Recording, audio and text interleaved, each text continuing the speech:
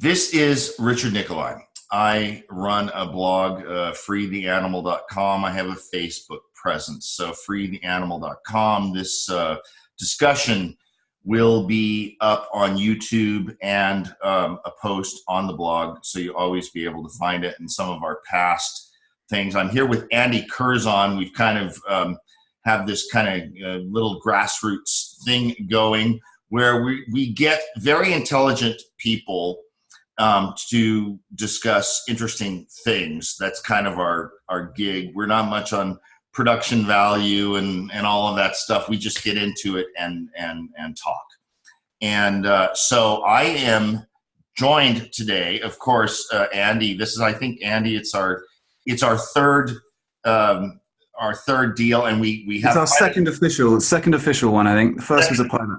Second official one, right? The first and this is our first test with having two guests on instead of one. So we're going to be playing with that.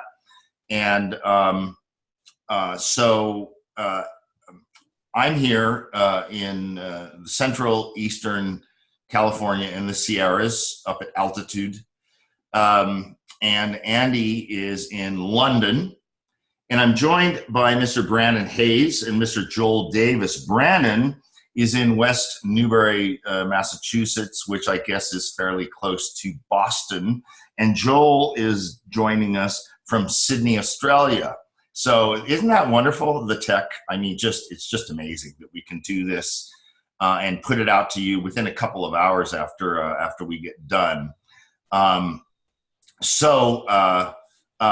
know Andy's elevator pitch by heart. He does stuff with people around the world. Any updates to that, Andy? No, none that I can tell you about. All right. Okay. So Joel, why don't you go and tell us what you're up to, who you are, and take the time you want, and then you just hand it right off to Brandon. Okay, so I would consider myself a renegade intellectual, I guess you could say. And primarily what I'm focused upon is trying to imagine and articulate what a post-liberal political order for the Western world could look like. Just moving beyond democracy in particular being something that I see of paramount importance to actually figure out what's the mechanics of doing this properly, as I see it as kind of an inevitable culmination of the current trajectory in kind of Western politics. And then beyond that, and I guess beneath that, I'm also trying to do work in philosophy and particularly philosophy of language and to kind of respond to quote unquote postmodernism and provide a kind of new way of conceptualizing what meaning is outside of the metaphysical tradition that kind of undergirds that kind of political project, I guess, and probably intersects quite well with the kind of discussion points that we're going to go through today. I have a YouTube channel which is just my name, Joel Davis, and I have a Twitter as well, I guess. So if anyone finds this interesting who hasn't heard of me, they can find out more of what I have to say there. Brandon? Yeah, I mean, I suppose I hooked up with you guys online because we operate in some of the same intellectual circles, at least publicly. What I do in my personal life is I breed German Shepherds and I train dogs. I've been in behavior modification since I was in my teens, so almost 20 years now. What I essentially do is I help people deal with beings that have temperaments that are only moderately moldable. So you have to learn to cooperate with your animals, otherwise they'll terrorize you. And I see that running parallel with human civilization, which I suppose puts me in contact with you guys.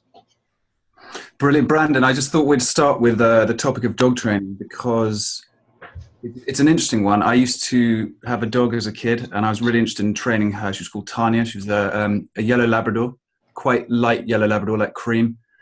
And I treated her in a certain way and we got on really well. I didn't realize that dogs had such characters because I was 8 when she died. And I actually haven't had a dog since because my parents wouldn't get another one because it was a difficult situation. And anyway, I wanted your response to this, which is, I got told by a dog trainer that apparently if you're walking your dog and you meet a friend who's a good friend of yours and they have a dog, as you're walking up, you pull your dog's lead and they pull their dog's lead, as in don't go for each other, that's almost a sign that this is an enemy or this is someone to be wary of, and the dogs will probably end up barking at each other. How true is that? It's true. It's true enough for dogs. When you create tension or you stifle their ability to make decisions, you limit the decision tree. So when you have a dog on a leash, you've eliminated flight as an option. The dog can't run. So aggression is always heightened. And if when you're moving into an activity that could be exciting, like meeting another dog, you attempt to stifle that excitement, it can manifest as aggression. So it's true enough, I suppose. It won't happen with all dogs. Yeah. How many dogs have you got yourself? Right now, I have 2 dogs that live with me in my house, and I manage maybe a dozen others, 5 or 6 with my manager, and another 5 or 6 in foster homes. One point on that from my perspective, and I have I was talking to Brandon earlier. I have well, they're not with me right now, but 3 rat terriers, and for their little dogs, so their little dogs tend to be very aggressive, especially the terrier breeds. But what's interesting is that when we go to various places to walk them, some places, they have to be on leash. But so I've noticed that when the dogs are all on leashes, they're very aggressive with one another, right? And people are worried about like off-leash places, like, oh, my dog, they're scared and everything. We take them to off-leash places. Everybody gets along, right? The dogs just get along fine with each other. Big dogs, small dogs, right? They're all interested in one another. They're very playful with one another. They self-organize. They're aggressive.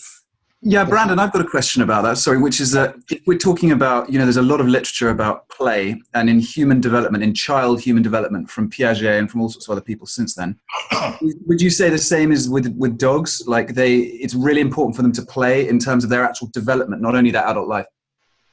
Yeah, well, it's imperative that they get the social interaction early in their life that's necessary. That being said, dogs have varying temperaments. Some dogs like other dogs; it's their favorite thing, and others don't. Some see other dogs as prey. Some of your pit bull terriers are of that type. They see other dogs as something to eliminate. Your rat terriers see rats as something to eliminate. Yeah. It initiates prey drive, and they go into hunt mode, and their maneuver is to eliminate that. So, yeah, socialize them early and often with people and other animals, especially if they're going to be in contact with those animals throughout their life. And if you have a dog that needs to be managed, like one that attacks other dogs, a muzzle and management is the strategy, not risky training. I have a neighbor has a young. He's full grown, but he's still a young, unfixed pit bull terrier. His name is Angus. He is the biggest sissy dog I have ever met in my life. It's funny, if they're, people think they're just automatically aggressive, but this guy is like a bunny rabbit, and he's all muscle and everything. He's scary looking, but he's a little sissy. Well, just as in people, there's the chance of you getting what a psychopathic dog is low. When you get one, they are the repeat offenders. They are the dogs that attack all other dogs. They're the ones that are hard to train. They're the ones that you should remove from gene pools, all of that. And where the problems in the dog world they either have preceded or they've trickled out of the problems in the human world. You have a lot of the mothering instinct being passed on to dogs, at least in my generation, the millennial generation here. And it cripples dogs for you to spoil them like humans. Okay, so Andy, Why don't you, I'm going to go back to individual view here. And Andy, run us through the outline and then choose who you want to go first to start discussing. Okay, so I thought we'd talk about, last time we talked about frames for success, and I thought this time we'd talk about how you can frame anything you talk about, any particular topic, whether it's a personal frame on a Donald Trump, or a frame, an idea on libertarianism, which we'll talk about later, or how, like, what are you doing when you look at that? How are you measuring it up? And I was suggesting that then I'm going to move on to, I split that into macro and micro, and I think I'm going to talk a little bit about micro, and Joel's going to talk a little bit about macro. Micro being things like how you would talk about, how you would discuss an opinion, how you would frame an opinion versus, a very small specific, is this better than this? Whereas macro being how you would, let's say, integrate some Nietzschean philosophy or integrate some complicated, larger process. And then from there, Richard, you're going to talk about libertarianism and basically the limits of it. And Brendan, you're going to talk about propertarianism and the limits and uses of it. And the reason why I'm putting it in these terms, how do we frame these specific issues, is because one good way to do it is to realize that we are biased. Each one of us is biased, and our preferences are actually our biases. So it's not like, you shouldn't prefer cats to dogs or dogs to cats. You shouldn't prefer one thing to another, but that preference is responsible for the things that you see and the way that you see them. And so the way I was looking at it is, if Richard has some sort of positive view of libertarianism and Brendan has some positive view of propertarianism, it might be worth them going more into the limitations. Just as if I had a negative view of feminism, it might be worth me going more into the uses. So maybe we can start off by talking about the idea of considering limits of your biases, and spend more time considering the uses of your dislikes. And do any of you have anything on that? Joel? So you want me to talk about basically second guessing yourself and inquiring beyond your presuppositions.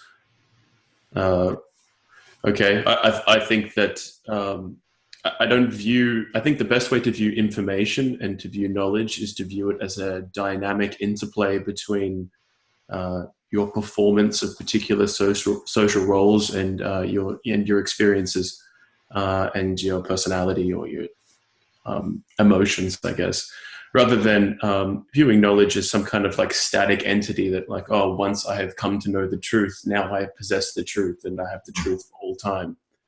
And so therefore, I think rather than trying to come to know truth in some kind of absolute way, like you try and develop this perfect formula for determining what is correct or incorrect to think, who is right and who is wrong.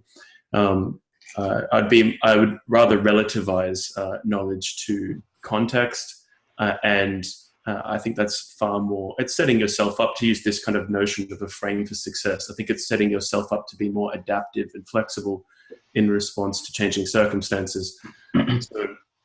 So if you have a belief, and that is sacred to you in some fundamental way, I think there is often utility in trying to open your mind to questioning it, at least in the very least, to just understand better why other people think differently, so that you can better interact with them, because we can't expect to live in a world where everybody thinks the same all the time. Yeah, a tactic I used to do, Joel, is to read a book that I know I'm going to dislike, like Das Kapital or the Communist Manifesto, and read it with the mind that everything in this book is correct in some way that I don't understand. Of course, I don't think that, but I'm playing with that in my mind. Like when you Joel sent me Origin of Language by, was it the Gans? Was it Eric Gans? Oh, sorry. Yes. Yeah, Eric Gans. And who was it? Adam, what was Adam's surname? Katz. He wrote the intro. The book is by Eric. And when I read that, his style irked me slightly because he seemed to make assumptions that I didn't agree with. But then I just stopped and I thought, instead of being like cynicalizing this book and just reading it with a sort of tutting every 2 pages, just pull myself out of that narrow view and just say, no, let's try and understand where he's coming from and try and flow with him by his own standards and see what I can get from it. And I think that's a bit of a more sophisticated way of doing it, hopefully. Yeah, I would agree with that. But then I think I would also kind of push back against this notion to a certain degree, in the sense that we have to believe in something. And so, I think everybody to some extent has to create these kinds of immunological boundaries around their beliefs where, you basically, you can't be constantly questioning everything because you have to do something, So at some point you have to make a decision, and you have to have a rationale for making that decision, hopefully. And so in order to get to that stage, it requires that I think the more mature way to approach this is, rather than being certain of something because you're convinced of its truth value, is instead to recognize that it probably has at least somewhat of the characteristics of a belief, and being willing to believe in certain things, and like having the kind of humility to have faith. Even if something, if you could take a cynical view to something and undermine it, I think oftentimes believing in noble lies can end up being actually better for life success, and make it easier to interface with like social groups that are pre-existing. So an anecdotal example of this is my girlfriend is a Christian. She's a Protestant, and I'm like so far removed from being a Christian, it's ridiculous. But nevertheless, I grew up in the church, so I have understanding of how to perform the role of being a Christian. And so she was looking to go to a new church because we moved to a new area. And I understood that that's important for her to have like social support from people that share her beliefs. So I went along with her to help her meet new people so she could get comfortable until she kind of settled down to going to this new church. And so when I went there, the guy who was supposed to preach apparently didn't show up for whatever reason. And so the person at the front said, what we're going to do is we're going to split off into groups, and we're going to take a piece of scripture, and we're going to all get together and talk about how we feel and what we think about this particular piece of scripture. And so I got put into this situation with 10 Christians in the middle of church, where I had to perform the role of being a Christian, or I could choose to be cynical and undermine it and express all these heretical beliefs or what have you. And I chose to bite my own pride and perform the role of being a Christian, because I didn't feel as though it was right for me to go in there and challenge these people's beliefs. The reason why they go to church is to have these beliefs reinforced. So instead, I played the role of being a Christian and tried to read into the scripture in the most Christian way I could, to participate in a way that like would seem authentic to the other people, participating. And afterwards, my girlfriend was obviously, knowing as she does that I'm not a Christian by any means, was very thankful and had much gratitude for me performing that role, because it showed the level of deferral to a social group that she needed to be comfortable in this new scene. And so, I mean, that's one example that I could think of in my life where maybe being naive and even if there is cynicism at the back of my mind, but at least performing like a naive believer actually seemed to be the wiser thing to do in that situation. Yeah, I think that's actually really similar to what I said with reading a book that you disagree with a positive tone, or going into, if you do the opposite. Let's say you get an author you really like and they've got a new work out, you go into it with a bit of criticism. And I find, so I always refer back to tennis. When I talk about Nadal, I will kind of bring things to the front of my head that set him in a good light. So I'll say he's got the best win percentage, he's got the best this, the best that, and all the things that make another player like a Federer or Djokovic look better, I kind of play down. And it's not so much that I mean to do it, it's that's kind of what I see. And so when you're going and doing that with your girlfriend, Joel, in a way it's kind of training. Someone could say in this sort of Heideggerian terms that it's inauthentic, but I don't think it is. I think you're facing it saying, this is the frame that I'm doing, I'm going to see what I got out of it. And I'd be very surprised if you didn't come out of that feeling that you'd learned or achieved something positive. It's let me jump in here for a second, because when you and Joel were first talking, and you're talking about these frames, and you're talking about how to go from one thing to another. and with some, I like how you frame that, Andy, where it's like, hey, if you're biased towards it, then kind of try to be a little bit self-critical. And hang on just a second here. I've got to do something with the video because just give me a second here. That's fine. You can cut this out in post-production, right? Well, yeah. No, this is easy. So Brandon, is there anything from your side that you do that maybe you frame something and you kind of know that it's not what you want to be doing, but you're doing it for a purpose, and you're just saying, I'm going to get through these 2 weeks behaving this way, and then we'll see what happens afterwards? I suppose yes and no. Maybe I'll give you a little bit of background.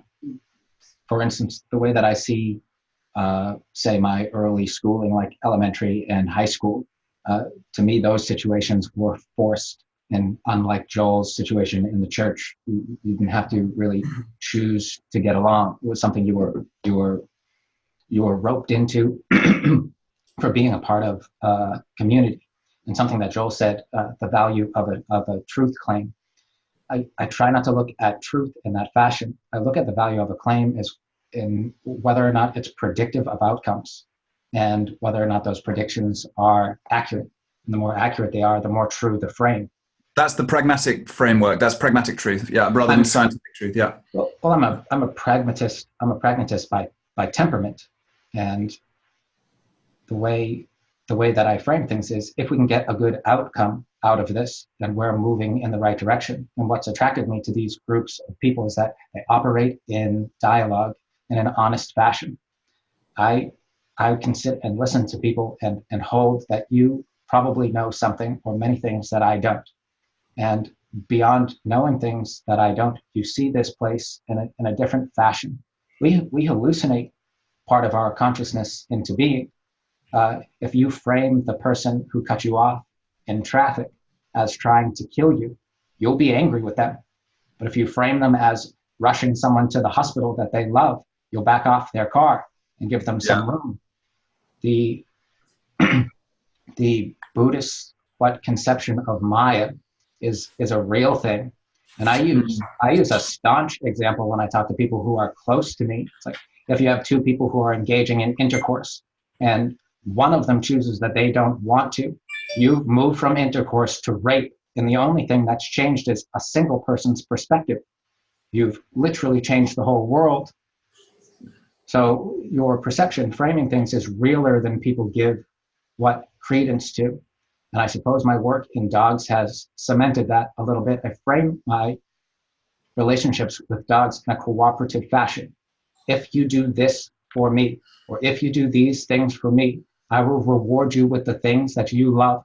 And I know that you love them because you're a dog and you don't hide the things that you love. You love food and play and affection. And I'll release those things to you for compliance. That's our relationship. It's very Skinnerian, very B. Skinner, with the rats and with Sure. Yeah, and it's good. I think, in terms of training and dealing with people and dealing with that sort of attitude, I think you can do it with dogs to a certain extent, and with people, obviously, reciprocity is the key. One of the key, trust and reciprocity, and they're kind of interlinked. But I think with reciprocity, you can talk about it later, maybe with propertarianism, because I think Kurt sees that as the central part of a market. Sure. So from here, I think maybe we can look at what I said. Let me jump back in here because I wanted to finish that thought before I went away. What happened, Andy, is that Zoom has been letting me skate for the last 2 or 3 times, or the last 2 times.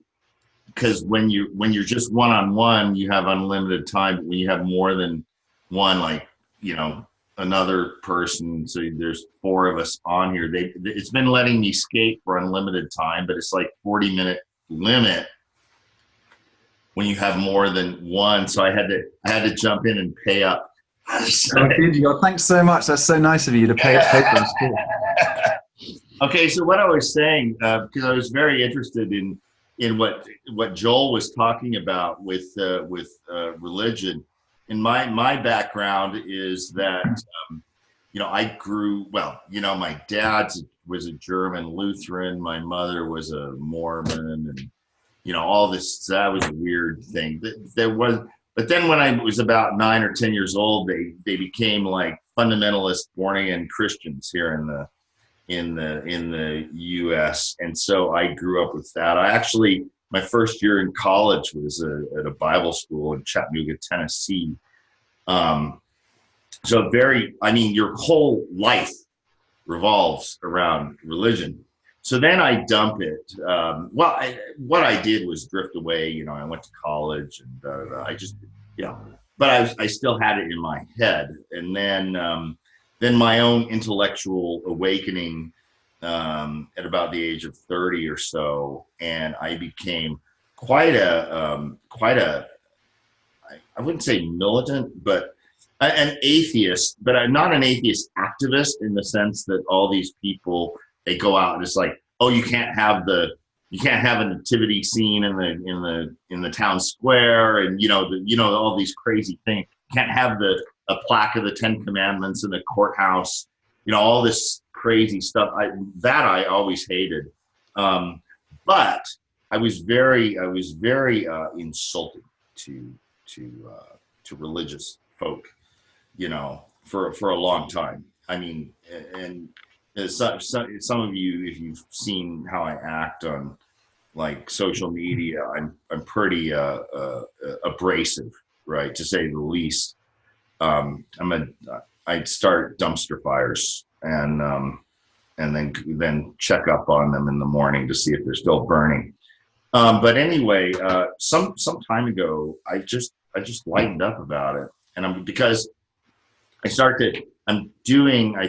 been doing naturally what Andy is talking about with these frames, and it's like, you call them frames, you call them paradigms, and they're all based on the assumptions people hold, and they assume these things to be true. So because they're logical and reasonable people, those what grows out of those assumptions is kind of this worldview. It's their worldview, and I just decided, I'm like, okay, I would rather than be and Joel mentioned cynicism. I think you actually wrote that in the outline here, Andy, about just being cynical about everything, a curmudgeon, so to speak.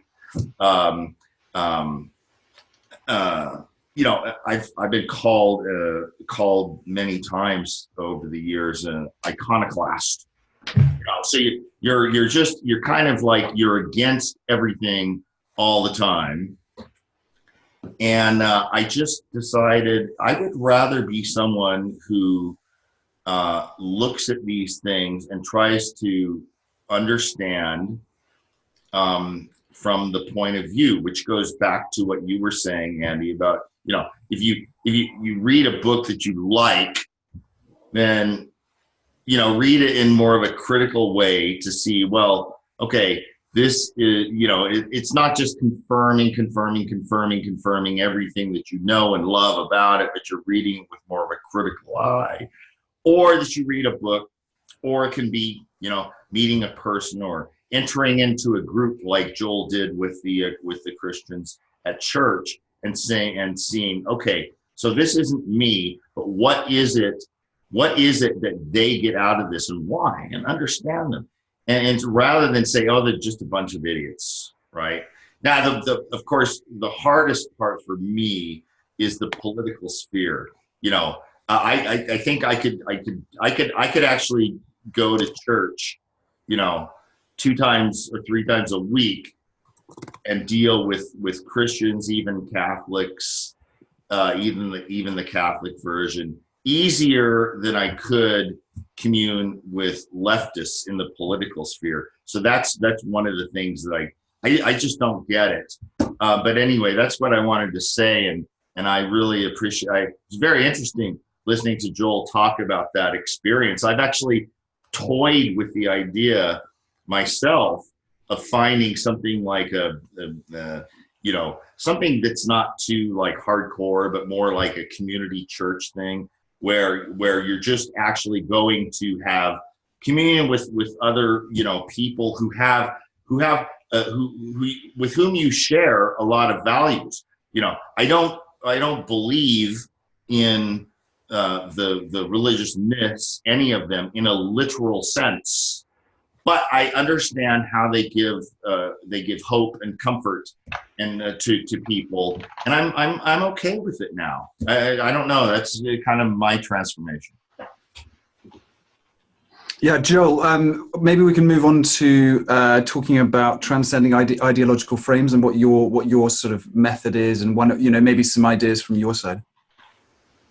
Okay, so I guess building on from the anecdote that I gave, the reason why I would even have a girlfriend who is a Christian, or why I'd be willing to kind of play the role of a Christian in that situation, is because I guess basically what Richard was saying there, I have a respect for the performance of being a Christian, having family values and having all of these moral beliefs that you discipline yourself toward honoring in your day-to-day life. People who are Christians, I find generally nice and good people to live in a society alongside, in comparison to people who aren't Christians, generally speaking. And so I guess rather than looking at the propaganda of being a Christian, of like, to be a Christian means that you have to believe in these theological, notions. Instead, looking just at the performance of being a Christian and saying, well, to be a Christian means you act in this way. You try and emulate Jesus's life through your actions, and you follow the 10 Commandments or whatever. That seems perfectly fine to me. And so, taking that framework over to the political, I think, is interesting, because when you look at something like Antifa, for example, where Antifa gallivant around and proclaim that they're fighting against the capitalists and the white supremacists and the world order, and they're trying to bring about liberation and revolution. But what they're actually doing is actually serving like the kind of like global banking system and the coagulation of all of these institutions into like quote unquote globalism, like the World Trade Organization and the IMF and the World Bank and all these institutions, and their agenda of basically bringing about transnational immigration into the West and changing gender norms and all these kinds of things. It's a top-down phenomenon, and you have like George Soros, like one of these really wealthy capitalists funding them. And so the performance of their ideology is quite different than what they might proclaim that it is in its propaganda. And this is true, I think, for every political ideology. So you look at, like, you'll meet a Marxist on the street, and then you'll bring up the Soviet Union, and they'll say, well, that wasn't real Marxism. Real Marxism is this like fantasy that they have that's never actually translated to reality. But if you look at whenever Marxism has actually been applied with all the contingencies of the real world, you get something like Stalinism or Maoism or whatever. And so I think judging the truth of something by what it's like when it gets performed in the world, rather than what it claims to be in some kind of abstract representation, I think is a far more authentic and pragmatic way of approaching meaning. And so I think it kind of works on both of these levels that I'm talking about here. And I think that's the kind of framework that I kind of use in general to think about how do we move beyond ideology, by having this kind of inquiry into, okay, forget all of your arguments and abstractions and fantasies and ideals. What does this idea actually look like when it gets applied in the real world? Like in the real world institutional instantiation of these ideas, what are these hierarchies like? Who's making the decisions? What are the political ramifications? I think Joel, there's a chance that a lot of these things can only be sorted out by trying them. So when people say, well, here's a plan, everyone's saying, oh, stop presenting me, this is politically. Stop presenting me with problems, present me with solutions. So you get all these solution ideas and say, well, this frame would work, this idea would work. And I think it's a nice idea to troubleshoot and think about them, but you can't really go deeper than that without just going, okay, well, in Lithuania we'll try this, or in this state we'll try this. And you try and you get feedback. And I think my problem with over-intellectualizing political matters, as you all know, I'm sure by now, is that limitation, that problem of the wedge of error as time goes out. You know, you say, oh, if we do this one thing, these three things will happen. And then of course this, and then of course this. And I think I always come back to, you can't measure a foregone loss. So Brandon, do you have any thoughts on transcending ideological, like transcending one frame as fit that's sort of locking you in place and breaking free of it? Sure. I would make relative your frameworks. Use the proper frame in the proper scenario. And the idea isn't to have a monolithic view of the world, because it doesn't encompass everything. So isms usually tell you a half-truth, or allow you to pursue an aim. And instead of pursuing aims, we ought to be pursuing systems that can live within the interactional space. So you're not dictating outcomes anymore. You're dictating the quality, and you're dictating the quality of the interactions, not what the interactions produce. What's produced ought to be emergent. See, what most people are doing is mistaking satiation for meaning. Because you acquire food doesn't mean anything. Because you acquire sex, it doesn't mean anything. I mean, it means something to you on a personal level, but it doesn't have any transcendent meaning, and it doesn't expand out to the group or your family or a polity. So we've trivialized what it means to pursue what the founding fathers meant when they said the pursuit of happiness, because it wasn't the pursuit of hedonistic pleasure in the short term. That leads people to do terrible things to each other.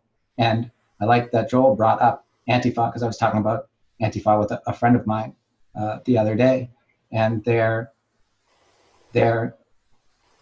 purport to be nonviolent or to fight against people who are violent, but they're the ones to throw the first punch. And I think there's striking parallels with the calming culture, like for instance, Game of Thrones. They got upset because the writers went with the tropes of the time and allowed them to unfurl in that fantasy world. And they weren't what corresponded with Martin's or the reader's view of what went on. So people got upset. But what I saw was the SJW. I saw their ideology play out. It was the invasion of immigrants and some far-off queen who burnt civilization to the ground. That's what happened. So even they know it's in there in action. They allowed it to play out in film. They know what's coming. They're causing destruction because they don't see meaning in the old order. Mm-hmm. Does that hit I home? really like that. Have either Richard and Joel, have you seen Game of Thrones? Because that was quite an interesting analysis. Yeah. It was. I was a late comer to it, so it was like 2-3 years ago, where I binged the whole thing up to the current point, and then have had to wait like everyone else for like the last 2 or 3 seasons, and I thought the final season was just pretty awful, right? And I don't care that much, but it was just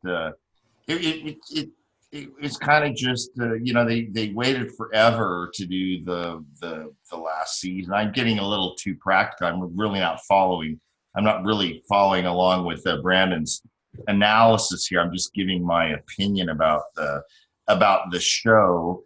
And I in my view, they should have just wrapped it up in about, what was it, season 5 or so. It was pretty good up to them, but the last couple have just been like meh. I don't know. But it's interesting what he says though about her burning the thing to the ground, because it was kind of unexpected. Because she was the great liberator, right? She was going to come and her idea was to free the slaves and liberate and so on, and she ends up just basically burning it to the ground. So there's a good I guess there's lessons. The arrogance of the intellect. Well, yes. Yeah. I've never seen Game of Thrones, so I find the whole genre of fantasy to be kind of gay. I really like gore, horror, and like gangster movies, really, or like absurdist comedies. Yeah. I'm not much of a watcher in general. I don't really like to watch all that much. But I think that there's something more to be said here in terms of grounding it back in the kind of this notion of trying to transcend ideology, right? And obviously, it's very easy to take a post outside of ideological frames that you're not really part of, and say, "Look how stupid they are," and be like holier than thou. But I mean, Richard mentioned before that he is a libertarian, and so I'd be curious to see what he would have to say to something like this. I think this could be an interesting discussion, because I mentioned that the Marxists, they claim any actual instantiation of so-called Marxist ideas that correspond to quote-unquote real Marxism. And I find that kind of way of thinking to be quite analogous to how a kind of libertarian, right-leaning person would respond to a leftist saying, well, look how terrible capitalism is. And they will say, well, this isn't real capitalism. America's a socialist country or something. And it's quite interesting, because if you look at the origins of something like Austrian economics, which is like foundational to like the libertarian worldview, people like Mises and Hayek were all all basically funded by the patronage of the Rockefeller Foundation to do all their research. And it strikes me as quite interesting that the entire libertarian ideology, all it's really managed to do is provide this kind of rationale that's been tacked onto like the neoconservatism of like the Ben Shapiro's of the world to justify lowering taxes on a particular class of corporations and so forth. And so we might claim, well, this isn't real capitalism, but it seems like the actual performance of libertarian ideology is actually what we actually see today, rather than this like Ancapistan utopic fantasy that seems to be so alienated from any kind of plausible reality. I say, oh wait. So just to clarify, I'm not actually I'm a libertarian in spirit. I wish the world were good enough, and kind of an anarchist in spirit as well. And I don't make bones. I don't like use these qualifiers like anarch or capitalism and all that bullshit, right? Just anarchy, right? But the thing is, I wish that we were all so perfect that we could be that way. So it's only in spirit. And I think, we're going to talk about propertarianism as well later on, and I'll get into more about libertarianism as well. But I think I'm complete. I want to say that I'm completely with Joel, that it's kind of like it's like a lot of ideologies, and we're talking about this like escaping ideology. So you understand that you can go in and you can work with it, you can play with it, you can commune with people and everything. But I think the way forward, and I think the overriding macro message here that we're talking about is to separate yourself from the ideology. In other words, you can enter in and you can work with it. You can understand the people, whether it be religious, in politics, in these social systems. But we want to maintain a distance.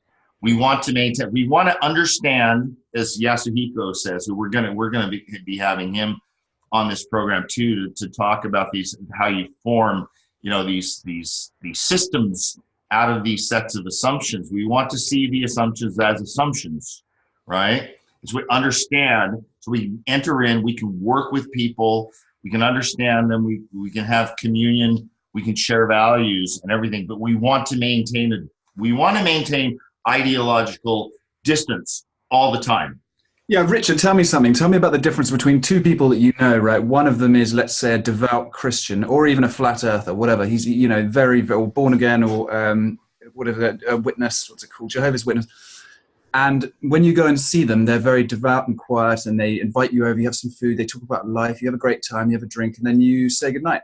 Or the second group of people or person who has a view, let's say they're a libertarian, and you chat to them about libertarianism, they give you some books to read, you give them books, you chat about it, and then you say, okay, so what are you up to outside libertarianism? They say, oh, I'm doing this and that and that. And then by the end of the sentence, they've come back to libertarianism. And then you go, and you prod them a bit more and you say, okay, and you talked about, I don't know, walking dogs or whatever it is. And then at the end of that sentence, suddenly it just goes back to libertarianism. And you go, okay, so do you see the huge difference? Okay, so I'll give you actually two examples. And so my dad's younger brother, Hans, is a fundamentalist Christian. He was a pastor of his own, had his own church for many years down in Poway, California, and he left that in his older years, and now he teaches at a Bible college in the Bay Area, kind of like a semi-retired sort of gig thing that he does. It turns out that he was the one who got my family into the fundamentalism way back when. He's a great seller. He was a realtor.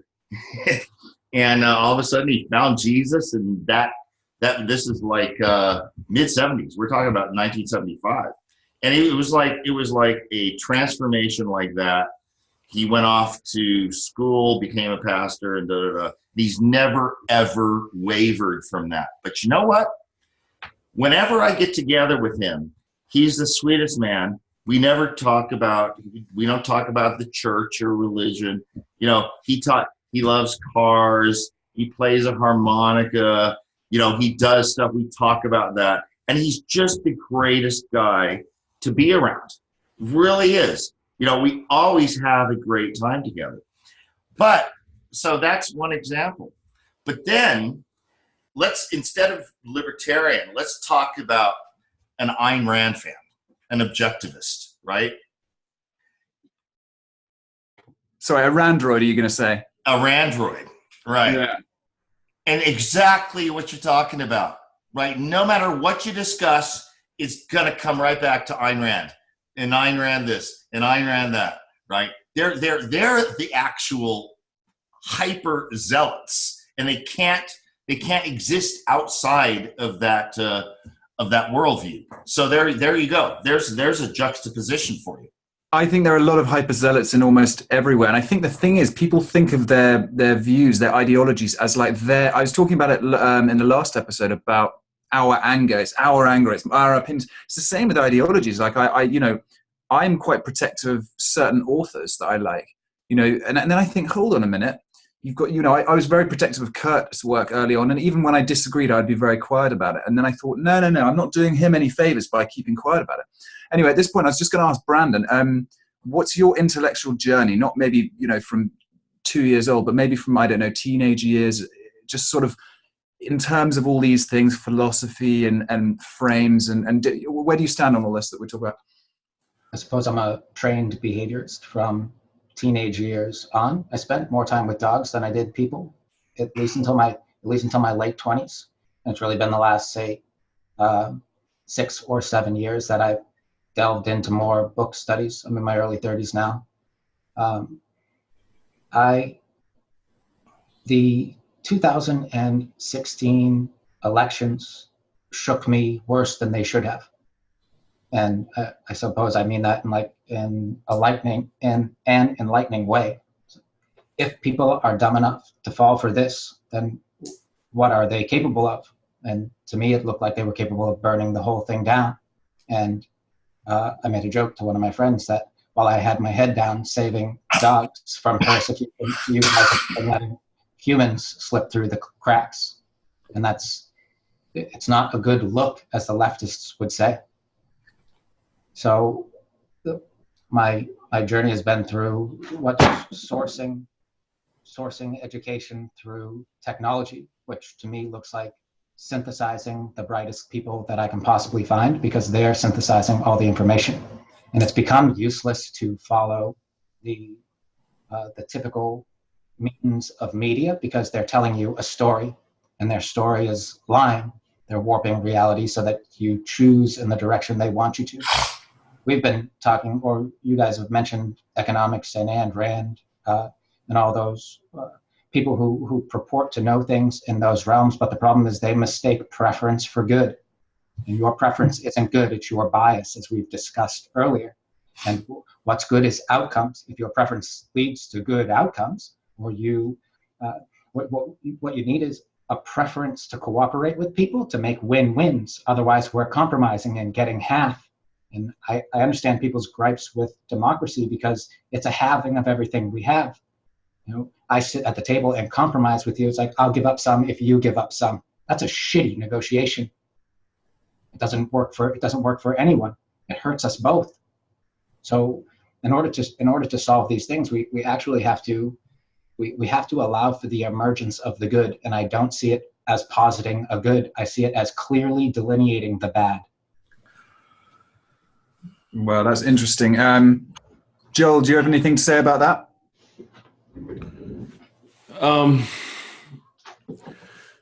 I don't really know how to respond to that directly. I mean, it seemed like kind of like a personal anecdote, but I guess I could respond in kind by maybe giving my personal anecdote of kind of where I'm coming from.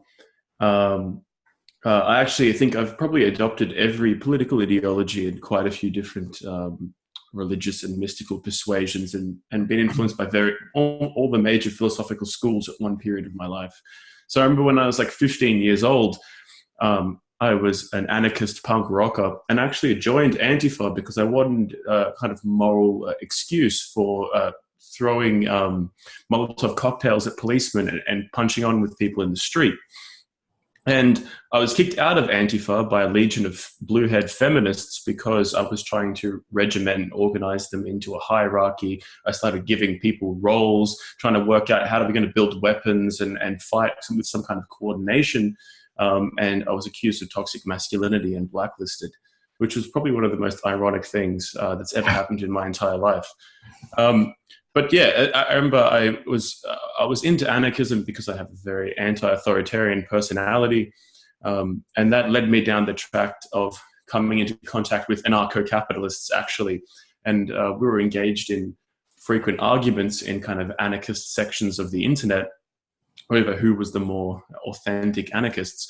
And what I found was that I belonged to that group far more than the group that I was a part of. Like, they were much more similar to me. They were a bunch of like middle-class white guys that cared about like science and things like this. And they weren't all these like feminist, like moral finger pointers, which I never was. And so I got converted pretty easily to those circles. And then it didn't take long for me to become then aware of Kurt's work, and I became radicalized, I guess you could say, by Propertarianism and the entire like libertarian to far right kind of pipeline.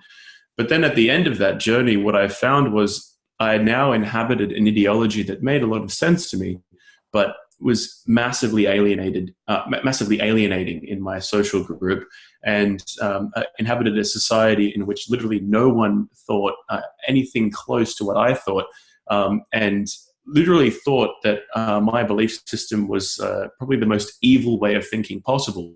And so that leaves you in a rather precarious position if you care about being more than a weird subculture, but actually trying to create any positive change in the world.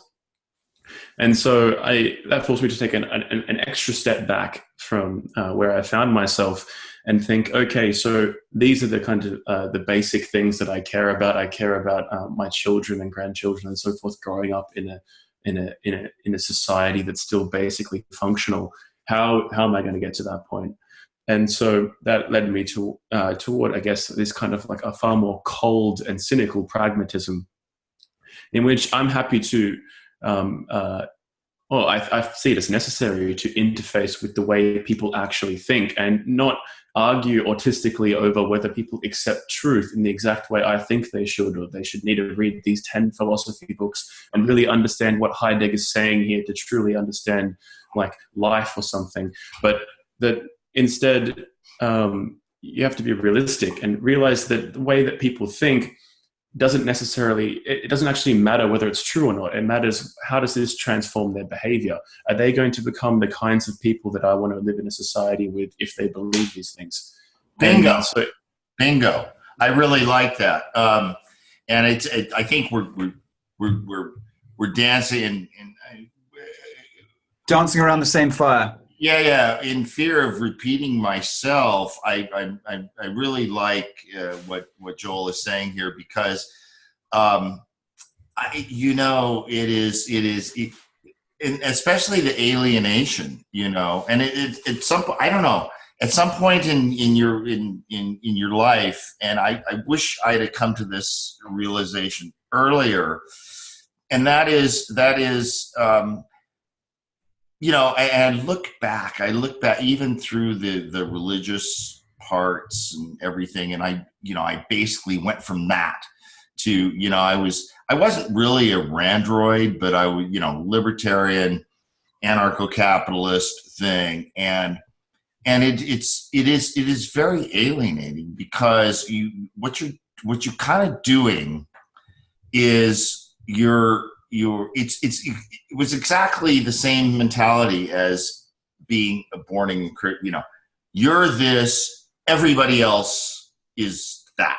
Right. So you can really only commune with the people locked inside of your own sort of thing. And then you move on to anarcho-capitalism or libertarianism, and it's the same way. And I think it's also very similar from what my observation for a lot of the folks in the Propertarian movement. So it's like you're moving from this one ideology to the next, where you're part of the cool kids, and everybody else is something else, right? And I think a better sort of way to live, the framework, is to look at, well, what values do you share? Now, so I can understand why I wouldn't commune very much with SJWs, social justice warriors, leftists, feminists. But the reason is not the ideology. The reason is because we don't share values.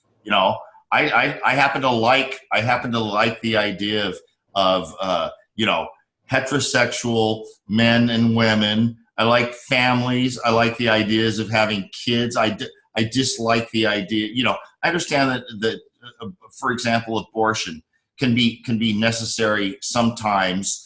But the way I like to describe that is like, okay, I've been I've had girlfriends that had one when they were young, and they got it done with quick, and they never did it again. So that I can understand. But now, it's the whole slippery slope fallacy, right? Where I say now I'm pointing to all these examples where, the slippery slope is slid all the way down, because back then it was like, oh, wow, no, we're just just this. Now, it's abortion is a right of honor. So not to get too down a rabbit hole here, but just to say that there are some people I do not share enough values with, or that they hold things that are such a disvalue to me that I can't commune with them. But it crosses ideological bounds, or at least it should.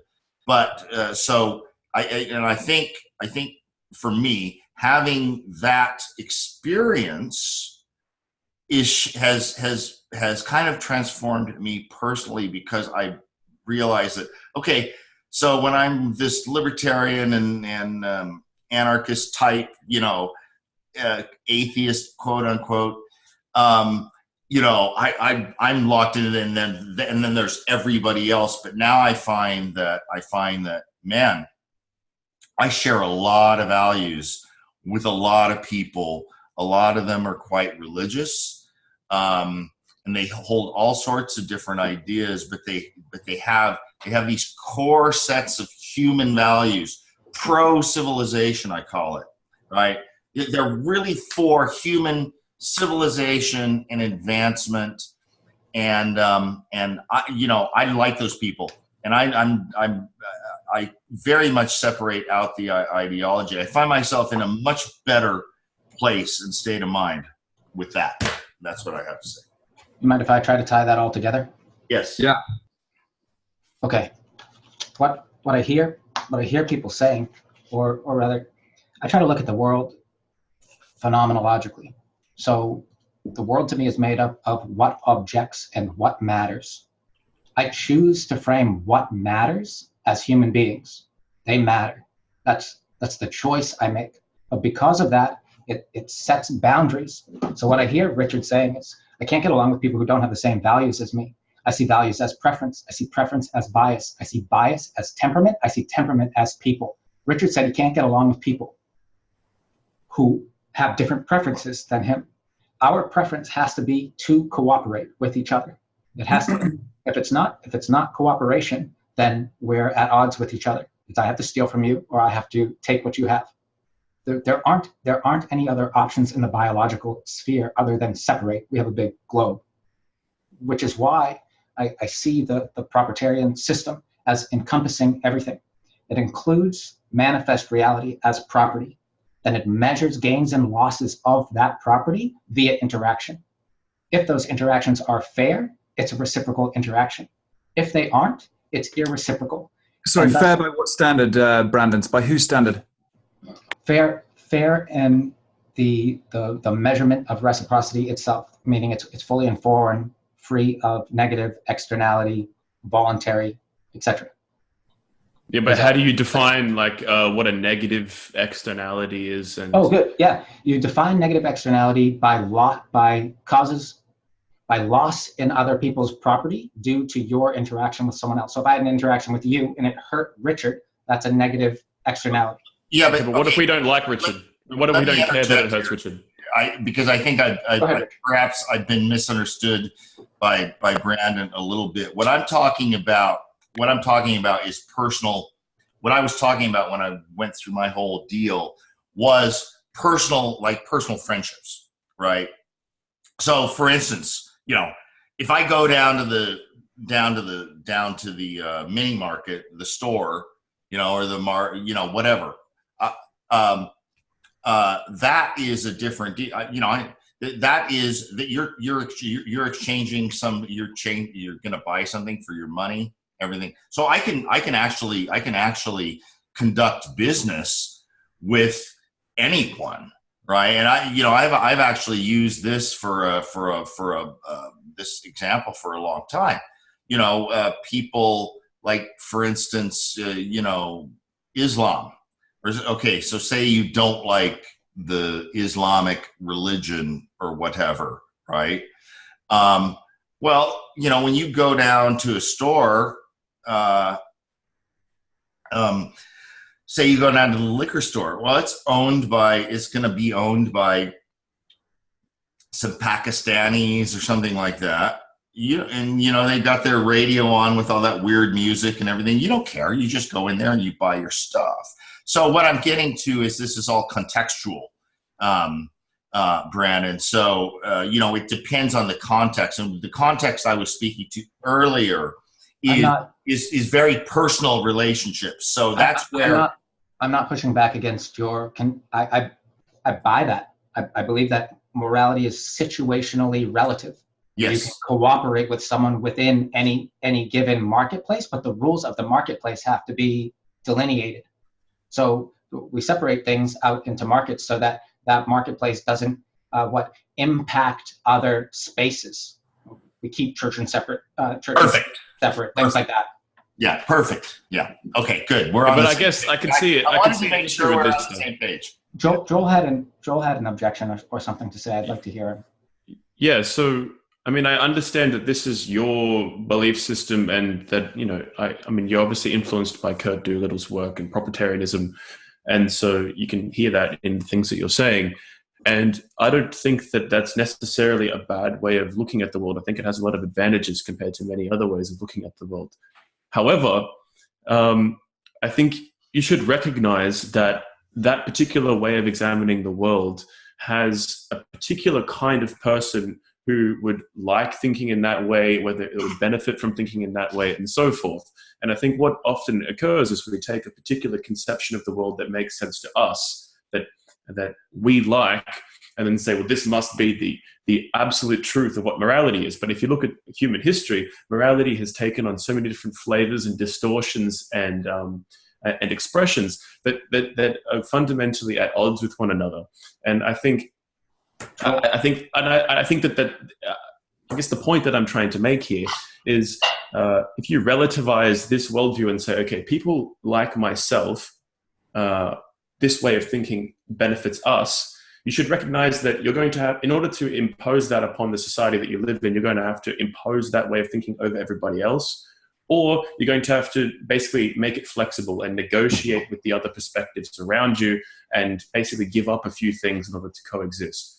And I think that stepping outside of your own belief system and recognizing this kind of the fact that we have to live in this kind of multi-perspectival society, and that we don't have the power to force our beliefs all over everybody else necessarily. I mean, maybe you do, fantastic if you do, but most of us don't have the power to force our beliefs over society.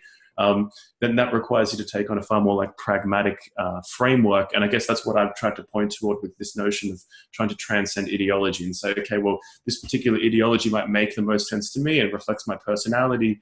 But in order to exist in the social order that I inhabit, I'm going to have to make it flexible. Otherwise, I'm going to alienate myself and I'm going to create all of these costs that I'm going to have to pay, social costs that are for no particular reason, but ideological purity.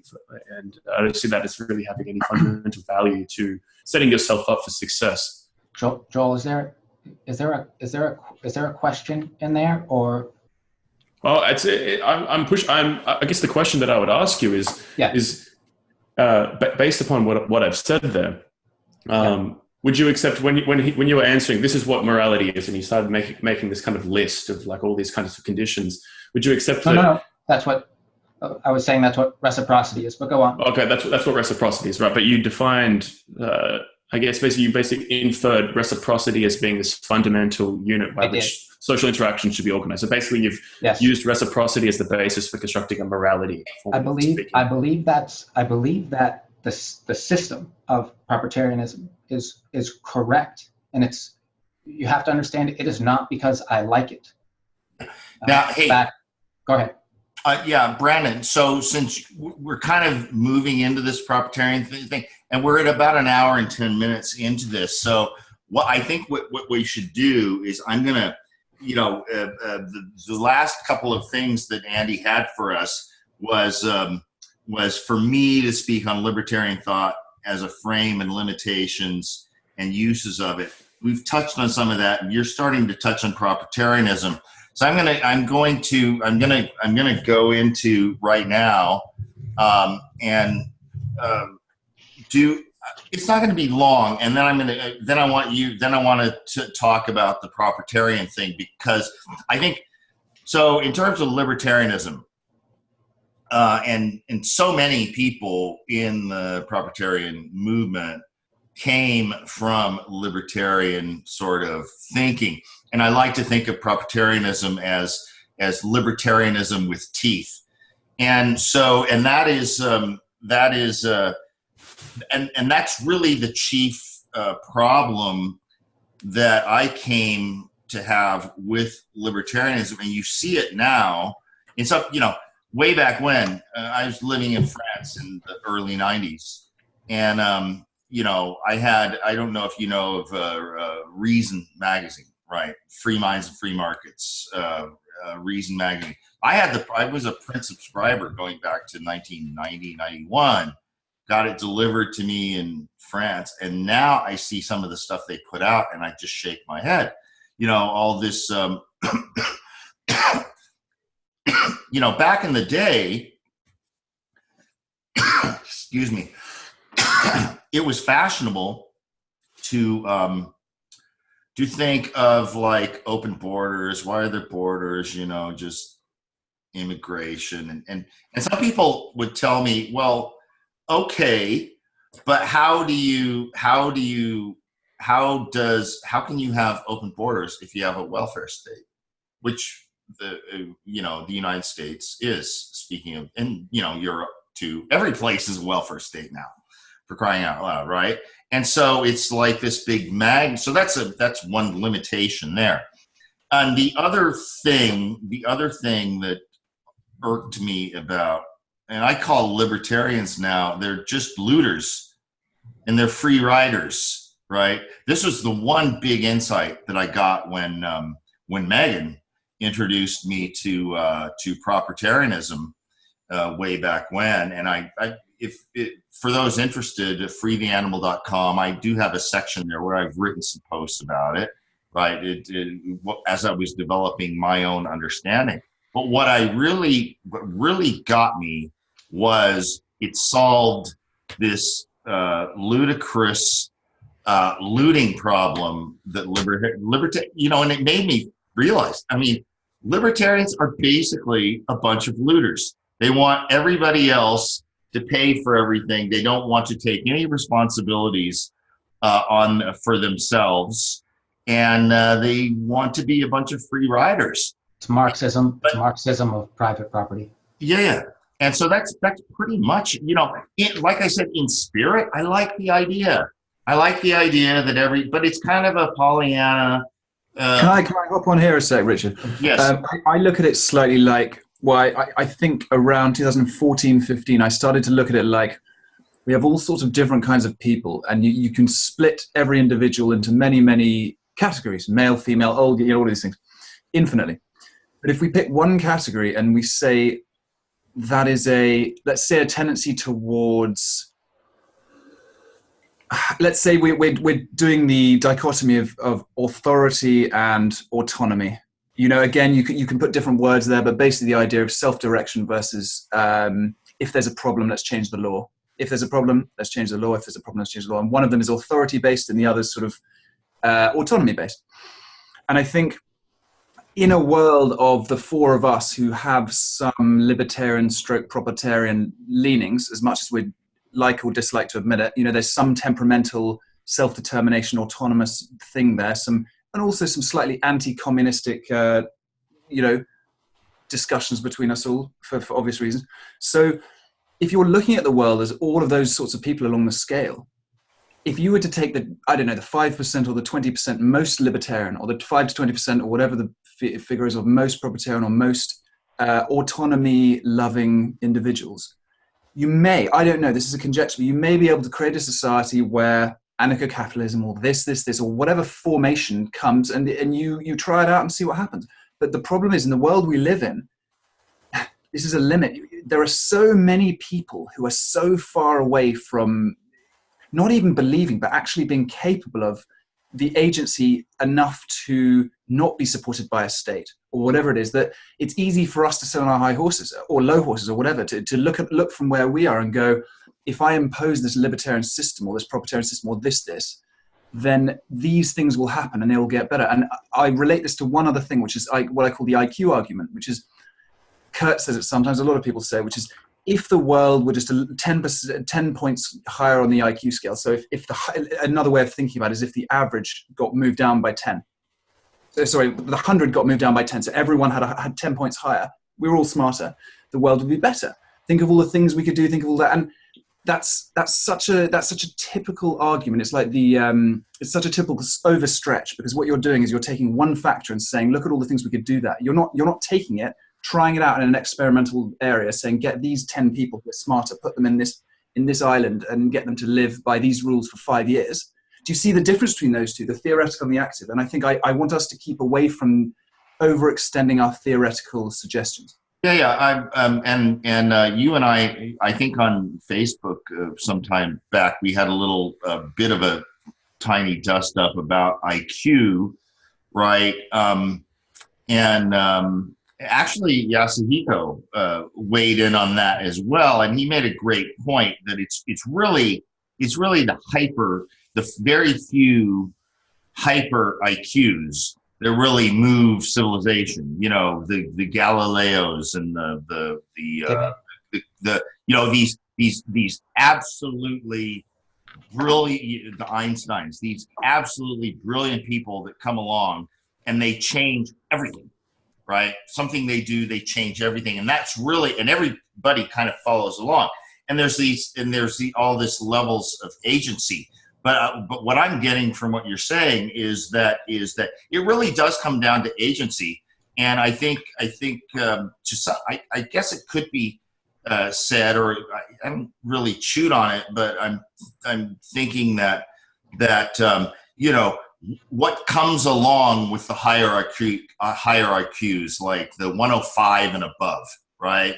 That you see generally, would you agree that it could be generally stated that the higher IQ, the more natural agency a person has without even trying, right? It correlates with morality and cooperation, because a higher IQ allows you to abstract avatars out into the future more accurately. So if you and I think can it gives discuss, you more capacity. Yeah, if you and I can discuss options about how our future should look, we can enact systems to those ends. And to the extent that we can't, and I can't frame the world like you can, or you can't relay that frame to me, then we don't move forward. We have a problem of compromise and clash when we can't perceive this place in the same fashion. In second order cybernetics, there is a principle called the law of requisite variety, in which it states that, say you've got two systems, system A and system B. System A can only control system B insofar as it has requisite complexity as system B, because if the system that is trying to control a system that is being controlled has less complexity, it can't map out all the functions of the system that it's trying to control. So you could view IQ in this way of the more complexity that you can have in your cognition, the more capacity you have to map out, basically what Brandon said, but just using a different terminology. Yeah. The more capacity you have for agency over that.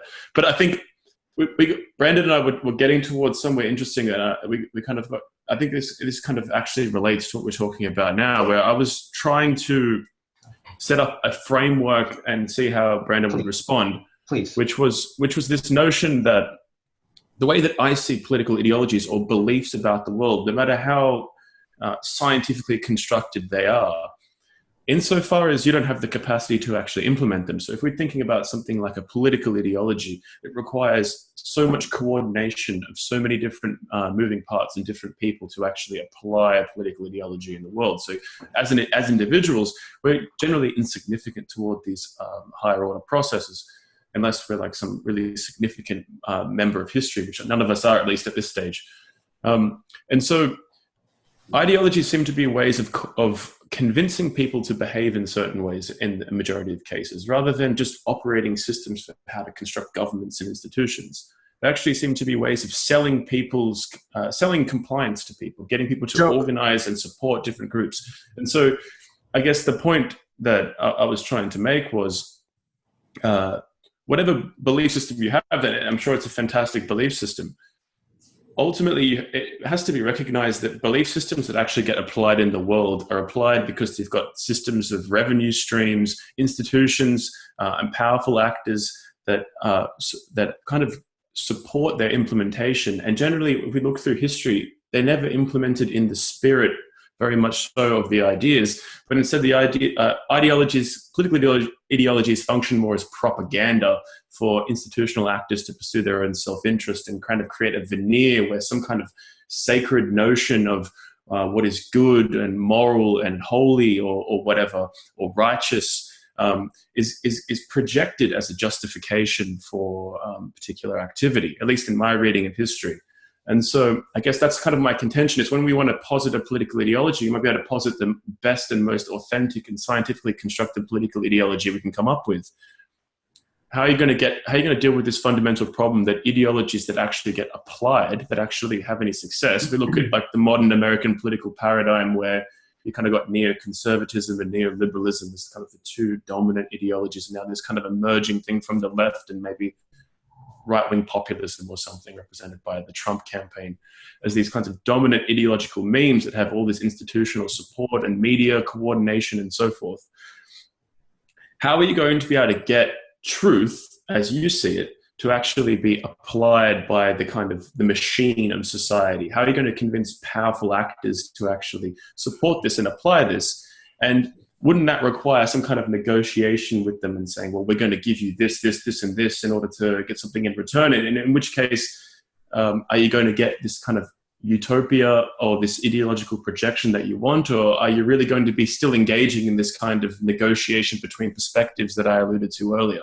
I don't see how you really get around that fundamental problem. I think that was directed at Brandon.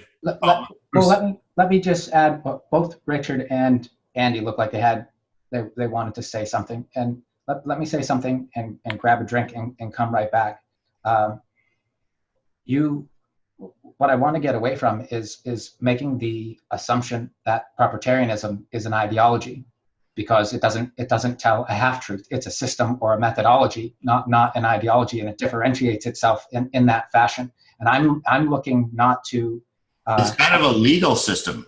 Yeah, well, it's exactly that. But I'm not looking to enact it top down. That would be Kurt's preference for instantiation of his system. He wants to do it in one fell swoop. I would do it by teaching the methodology to people and have them see the fruits of it in their own lives and adopt it themselves. Let me just run out real quick and you interject. I'll be 2 minutes. Yeah. Okay. So let me just, I wanted to speak to something that caught my attention when Joel was talking. And that would be about, kind of the neo-right, neo-left, but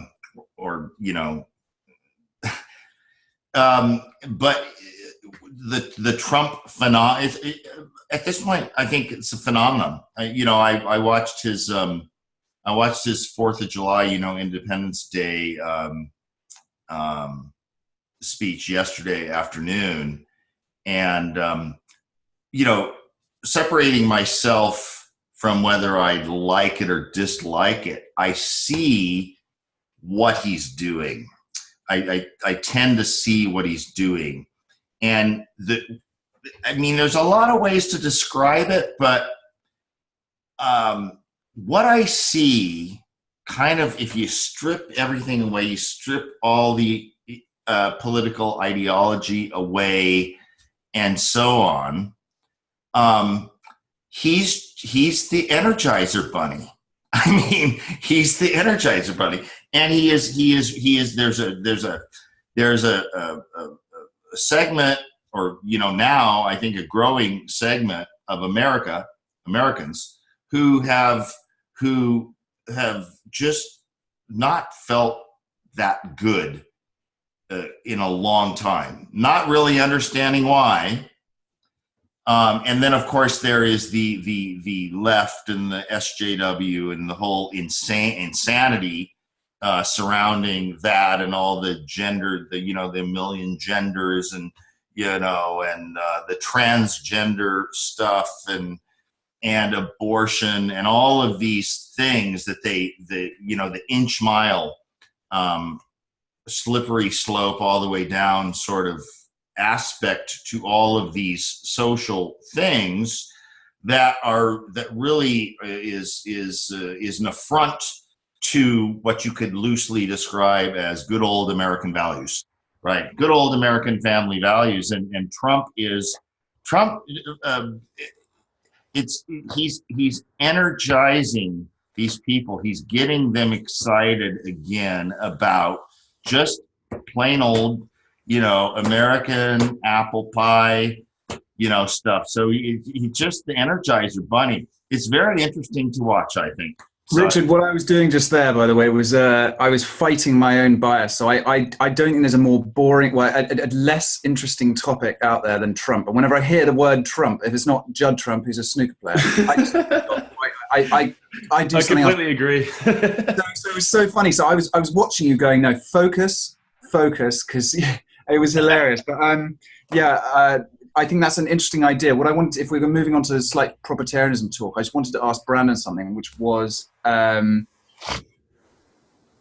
if you see Propertarianism as a methodology, and if you see it as a legal system, or if you see it being able to be latched onto a structure of a legal system, and if you were to take a legal system in implementation, so I go and I rob a bank or something, or I hit someone, or the process of what happens, the robbing happens, then the arrest, then the statements, then it goes to pre-trial, then it goes to trial, and then you see, that process, when you're looking at the evidence and you're looking at the punishment or the sentence, you are trying to kind of mediate. This is in English common law. You're trying to mediate between objective, and again, I use these terms loosely, not in a philosophical way, but objective measures such as if you carry out murder and it's shown by a jury that you're guilty, you will have a minimum sentence of X years. If you do armed robbery, you'll have a minimum sentence of Y years. So that's sort of the statute. And then the other side would be the common law. So statute comes at it from this. It's sort of like the 10 Commandments. And then common law comes at it from, okay, every case is different and we need a fluidity to this structure. So we're going to enter this subjective element. In England, you could have what's called the reasonable man test, which is bonkers, but anyway. And the judge is allowed a little bit of leeway to interpret, but not interpret the objective law. They're not there to interpret, was this, this is murder, the jury have agreed, or however it's been agreed. They're not there to say, oh, well, actually that 15 years is 12 years. That's incorrect. They're there to basically allow a new set of events to change the way they deal with it in a way that matches the society of the time. And I was wondering this, Brandon, sorry, long preamble to say, if you've got a structure, if you've got a society, like a legal structure, you can have the statutes and you can have the common law. I understand that, experienced judges making decisions in common law, I think is incredible. And it's a very, very clever process. And there are many reasons why we need it. But for the statute side, who gets to decide what is the limit across all fields? Like I call that the bridge. At some stage, someone somewhere has to make that decision. And I don't want to go into rights, but how do they have that right? Or how do you see that bridge being crossed? Okay.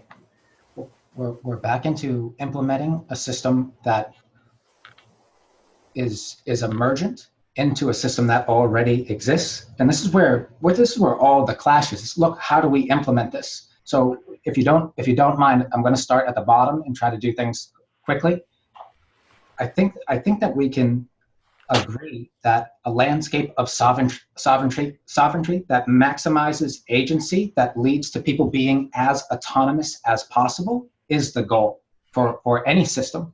And what I see the isms, libertarianism and so on, ANCAP, etc., what they do is they lean on the fact that we already have high trust. They don't take into effect that high trust is an emergent ethic between acting animals.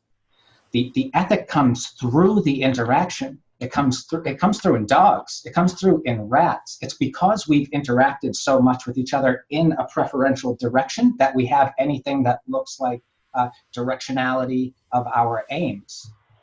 Right now, we're not aimed in the same direction. What Propertarianism does, that I believe, is the thing that allows it to work and create emergence in an actual panoply of marketplaces, is the decentralization of violence. It leans on the American militia. Every man a judge, every man a sheriff. It requires a more robust agent to move through the world and calculate. Now, not everyone has to calculate. Not everyone has to be not everyone has to understand the thing. But that's not the point. I don't see it as complicated. It's complex. It's built on simple rules that allow for emergence in a realm where agents or beings are negotiating their preference. And when we label preferences top down, we don't allow negotiation. Legislation from the top distorts the agents instead of letting them unfurl. I don't want to contain them. I want to unleash them. Dogs, when let loose in a daycare, self-organize. If you were to walk them around on leash, they attack each other. We discussed this earlier. I want to take the leashes off of people. It has to be safe to do so.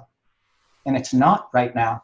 And that's where everyone can't see us moving forward. We're not capable of having this. We're not capable of transitioning into this if we don't get our heads out of our asses.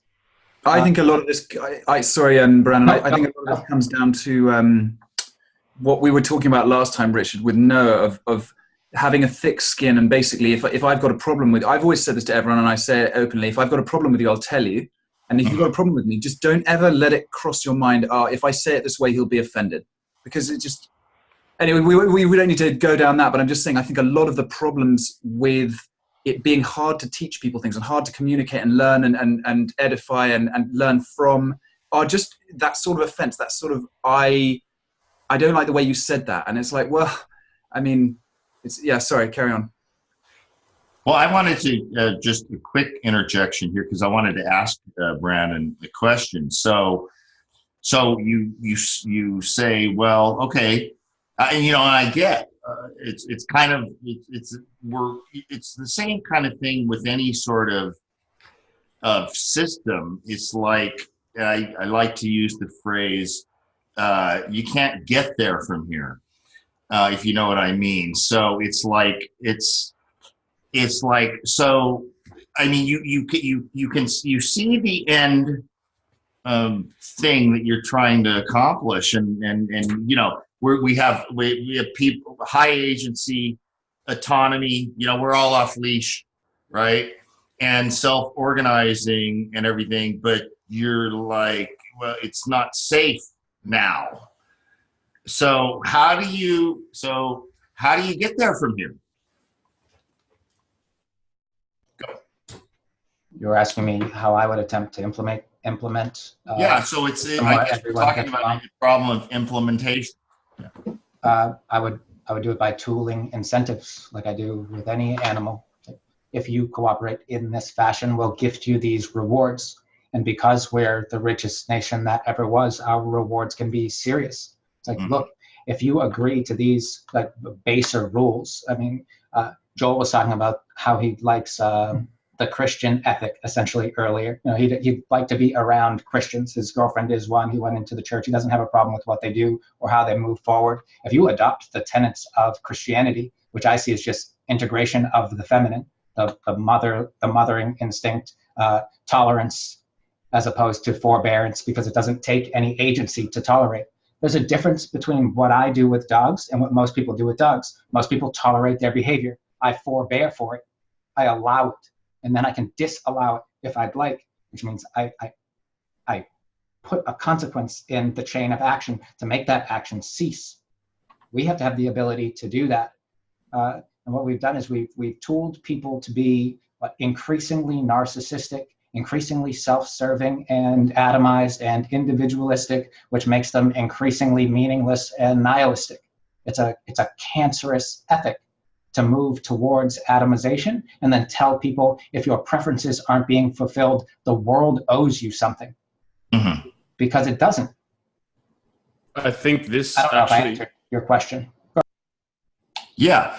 So well, just to wrap it up, you know, I still really don't know how we get there. But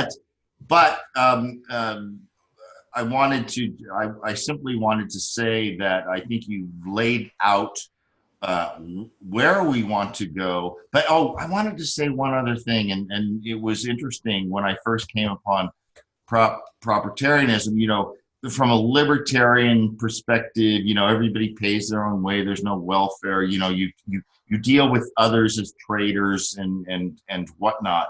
But you kind of lay it out in terms of like incentives. Like, okay, if you want to get there, we have to incentivize people to go there. And one of the interesting things that really snapped, you know, being somewhat against, you know, the idea of a welfare state and safety nets and stuff like that, typical libertarian stance, right? And Kurt, I can't remember where when I read it, but it was like, you know, paying certain people to not reproduce. And I'm like, that's a brilliant idea, you know. Richard, can I say something about that? Which is, I think that can be done privately. I'm not saying whether that's good, bad. I'm not making a judgment on it, a value judgment. It's not for me to say. I just don't care about my judgment on it. But it's, you know, my good, bad judgment. I think it's, to talk about it being done institutionally, I think is something I would be careful of. But you can do it privately. I mean, God, if you have a worldview that all, I don't know, people above 6'5" with blonde hair are terrible for the universe because you've got that bias and you go, okay, I've got £5 billion. You can go around offering people $500,000. Just say $500,000 for you not to, and you make a contract and they sign it. You can spend the rest of your life doing that.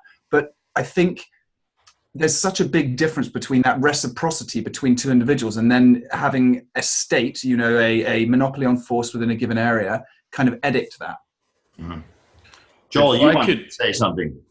Yeah, I mean, just for the record, I think paying the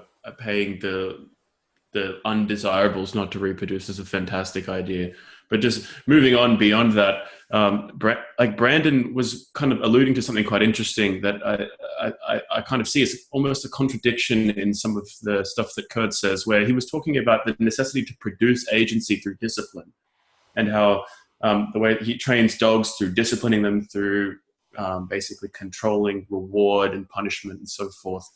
And I think this is quite interesting because once you posit agency being downstream from discipline, then you recognize that individuality, or the capacity of individuals to make decisions, is downstream from a pre-existing disciplinary order that they're socialized into, and a kind of basically a pedagogical order.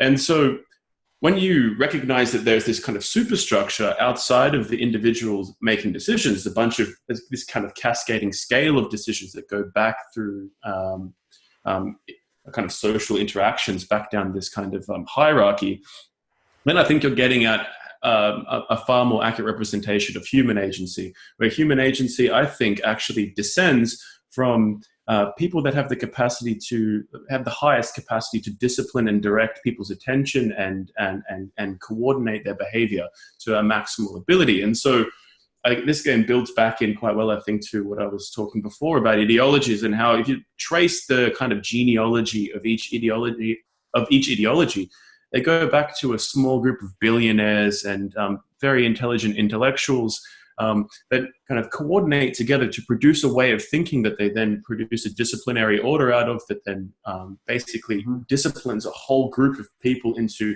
feeling, acting, and believing things in particular configurations.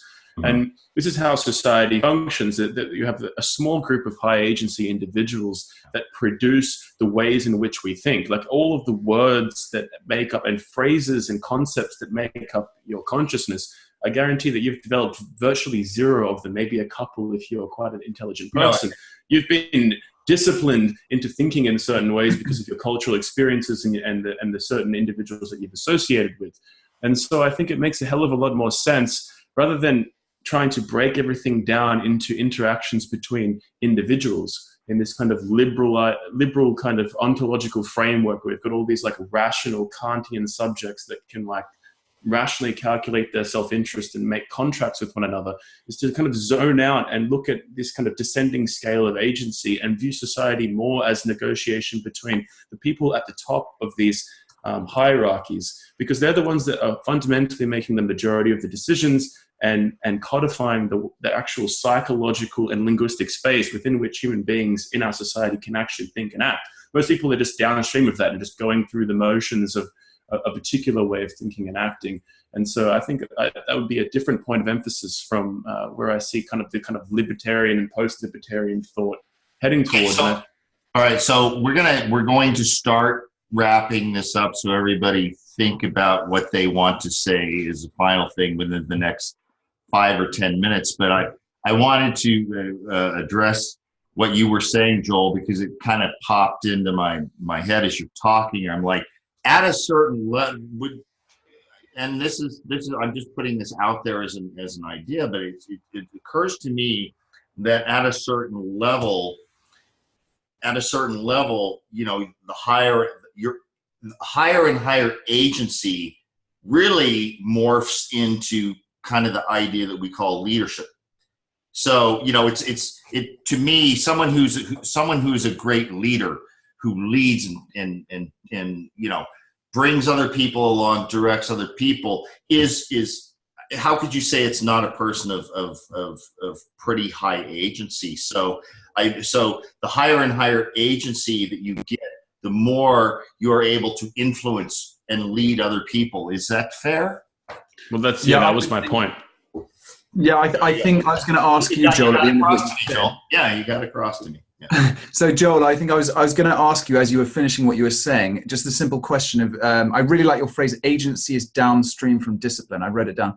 I was going to ask you the question, how trainable is agency? And I think, let me just answer from my perspective first, which is, I'm not going to make a scientific thing of this point. Obviously, I'm conjecturing it, but I think what we view as agency, which I think the four of us all think slightly differently about what agency is. That's inevitable. But for me, as I said last time, for me, it's appropriate behavior. Can you make your behavior match the situation, whether that's to achieve an aim or to do whatever, to improve something? And I think it's very trainable. I think if anything, it's an incremental thing. So if you get someone with the lowest agency, let's just take men of 30 years old. It can be anything. So you get 3 men of 30 years old, you get a very low agency person. I think it's cumulative in a manner that is not only similar to learning any mastery, but it's also like a muscle. So you can't sort of, it's like a muscle more than a bicycle. So a bicycle you can learn to ride, you come back 10 years later and within minutes you can ride again. But with a muscle, you train the muscle to be bigger and bigger and bigger and bigger. If you leave it for 3 years, you can't get to that. You can't have that power from the original muscle without training it up again. And I think agency is like the muscle. So yeah, what do you think of that sort of frame as an idea, Brandon and Joel? I guess I'll speak first. I don't think I really like that definition of agency actually as being the capacity to act appropriately. I think that might be like one particular mode of agency, but I view agency as just kind of the power. It's just basically like power to act, or something analogous to Nietzsche's will to power. And so the more agency you have, the more capacity you have to do more things and get more things done. Now, yeah, that's what I meant. That's exactly what I meant, Joel. Sorry if it didn't come across that. Okay, yeah. Well, I mean, so in that sense, the way that I see agency being increased, and to get others allied with you to get those things done, which brings in the leadership part. So it's all part of this agency, right? Richard, I think actually the thing you said about leadership is actually an exogenous. It's a resultant thing. I don't think a lot of people say, they'll read a book on leadership and they'll say this is how to lead, and I think it's like. So you can't lead. You can't lead. They say you can't lead until you can follow. Yeah. So I think the phrase "you can't lead until you can follow" is sort of saying. I always say work from the in out. You need to be a certain strength and have confidence in your own ability and in your own strengths and your own way of being. That other people see that and they emulate it and they follow you. Do you see? The process isn't sort of in my head. I'm gonna learn how to make you follow me. It's actually.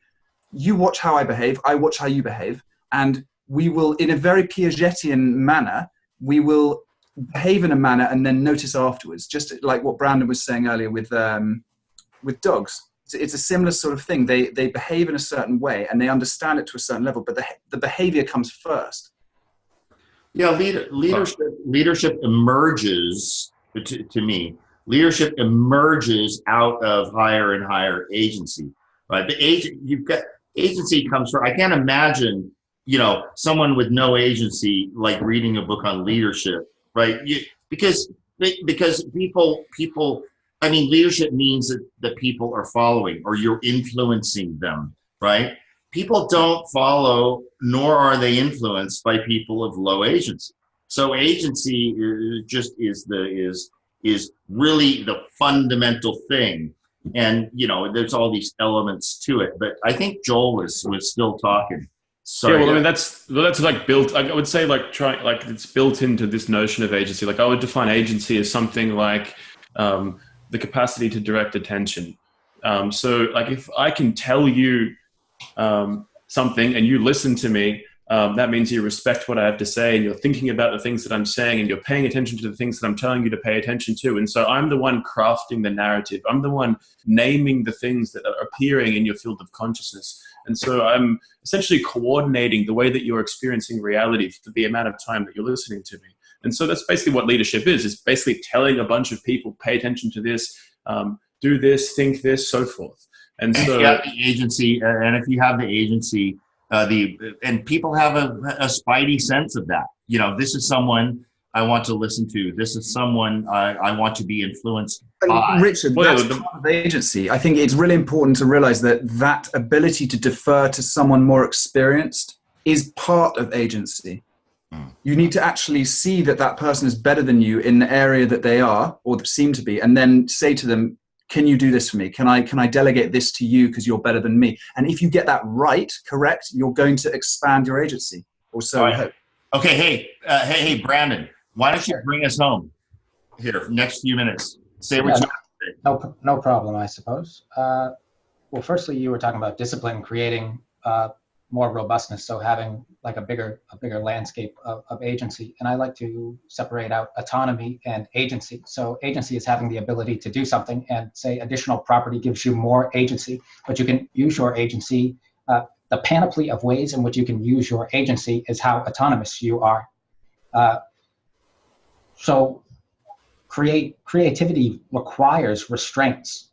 By keeping rules simple but enforced, you force creativity against those boundaries, and that is what creates complexity in a feedback loop. The rules and the agents in a feedback loop following the same rules, and then you get emergent behaviors. And those behaviors, as long as they're not bad, which we can categorize easily, bad sticks out like a sore thumb if people are acting honestly and moving through the world forthrightly with the intent to create something more than what we have, and to leave more in the future than what currently manifests. If we're not going forward, we're going backwards, because time moves on without us. Stagnation is backwards movement, and we've been going backwards for quite some time. The digging out of this hole is what we're having a problem. We're having a problem with implementation because we're digging out of a hole, and it's difficult to see where we can go with dirt all around us. But what I want is to release people into understanding that, look, we can help each other out of this hole. You can stand on my shoulders, and then you can pull me up once you get out. But if we don't do that, we're stuck down here. And we're trying to bring people together in some sort of honest discourse. And what I see Propertarianism bringing to the table is the extrication of the bad. It's where it's most powerful. The stuff it's hard for people to grasp onto, but if they can understand that the good will emerge out of a landscape devoid of bad, then we won't be arguing over preference anymore. Mm-hmm. Yeah, I think it's interesting, Brandon, what Kurt did to build Propertarianism, because I was with him from way back when, and he's sort of done what Piaget said and about emergence, and what Jordan Peterson said happened with the Ten Commandments. The way he was, the judgments were being made, people were being looked at, and sentences were being given, and then he goes up onto Mount Ararat, and the 10 things that he writes down are just an expression of those things with which he's already learned. Yeah, an explanation of emergent morality. And I think that this is the first, this is not me saying it's perfect, but I think this Propertarianism may be the first emergence of that process happening over Facebook, where Kurt will express an idea, and he will test it. So he'll come out with something like all women are this, or this, or he'll come out with a statement, and it's not saying I believe this or don't believe it, I like it or don't believe it. He's throwing it out there and saying kind of discuss. And he's done this for years, and because he's got such an active mind, he can type out 10 of those in an hour and respond, and within a day he's got through so much material, and then he goes through it, and then he'll delegate to other people. He'll say, can you look at this? What do you think of this? Andy, can you make me a model here? Someone here can. And that process, I think, is revolutionary. And I don't use that term lightly. I don't want to exaggerate it, but that's what I take. And I just want to thank Kurt so much for all his efforts, because he really is he's an intellectual hero of mine, and I think he's a great guy. It's remarkable to me how many substantial Facebook posts he can do a day. This whole, and it's almost like a stream of consciousness, but sometimes I just marvel at it. So it's quite a deal thing. And then he gets the feedback, and you know, hopefully all this stuff is, you know, finding its way into his magnum opus that's like going to be 800 pages or more, something like that. Okay, hey, I'm going to click here. Oh, Richard, I'll just finish on one thing, by the way, which is just to let you know, I spoke to Dr. Jared Casey, Yes. and we'll be having him on next week, probably this time next week. Yeah, yeah. So it'll be on sort of Friday evening, perfect for you to sit down Yes. and have your with. And I wanted to say that I had a look at our old talk, Richard, and you said something an hour and 7 minutes in with Noah, and you said you mentioned going to a movie theater and reacting differently at different times, and you said word for word, I've retrained my automatic responses because I have shifted my values. And I think that's something that next week you, I, and Jared can talk about. And the fourth person we're having on is actually Ollie Westcott, who I've been friends with for a while. And so the four of us can discuss our intellectual journeys, similar to what we've done today. And hopefully Jared will bring some great stuff to the show. Yeah. Okay, so that's thanks again to Brandon Hayes and Joel Davis. I think both of you can find them on Facebook through me or Andy. I think we're all mutual friends. So if you're a friend on Facebook, you know, just search and you can find their Facebook presence. Again, this video, I will put it up on YouTube, and then it will be posted on freetheanimal.com. I believe you can search me on YouTube, Richard Nikoley, that's spelled Nikoley. So you can find the videos directly, and some of our other ones. And again, thanks to my co-host. I guess we're co-hosts now, Andy. And that's it's an emergent property. It's an emergent thing that we've only noticed now. Yes. So it's been very interesting, and we hope to bring you more. Again, it's very, very smart people, interesting people talking about interesting things, and that's what we do. Thanks, Richard. Thanks, Brandon. Thanks, Joel. Thank you, guys.